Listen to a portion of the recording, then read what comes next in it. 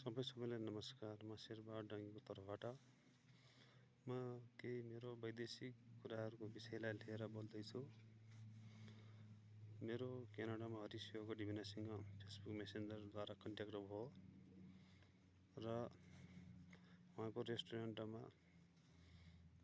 Work permit आउनको लागि कुराकानी भएर जब अप्लाईको लागि कन्ट्याक्ट भइसकेपछि जब अप्लाईको लागि चार्ज लाग्ने हुँदा चार्ज मैले पठाउनु पर्ने हुँदा उहाँको business partner restaurant partner India Raj तिर्कासँग कुरा गरेर उहाँले इन्डियामा पैसा उहाँको बिजनेस पार्टनर राजको खातामा जम्मा गर्न लगाउनु भयो र मैले राजको खातामा उहाँले भनेअनुसार जम्मा गराएर समय बित्दै जाँदा 18 महिना बितिसकेर 19मा लाग्दा राजले तेरो पैसा हरिले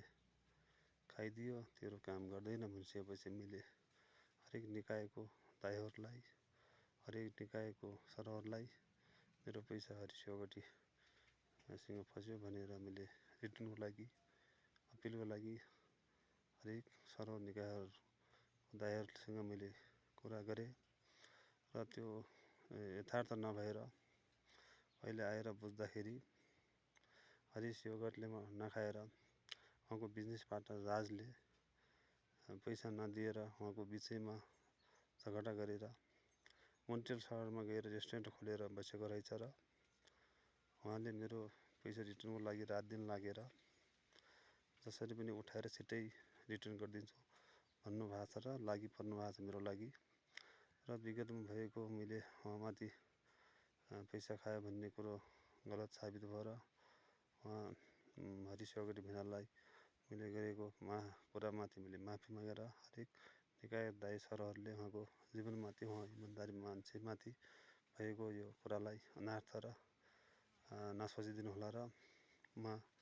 उहाँ हरिश योगटी भिनाप्रति म आभारी छु र यो कुराको विषयलाई लिएर म भन्न गइरहेको विषयलाई टुङ्ग्याएर यो कुरो उहाँ नभएर उहाँको पार्टनर बिजनेसम्यान राज तिर्काले नै खाइदिएको रहेछ र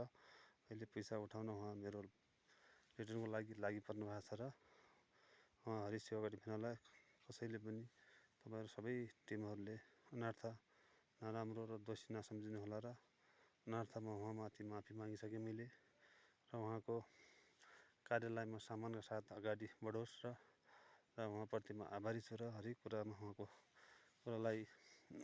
हरेक मान्छेहरूले नराम्रो सोचिदिने नगर्नुहोला र हवस् त म यो विषयलाई लिएर बोल्दै टुङ्ग्याउँछु। हवस् त, धन्यवाद।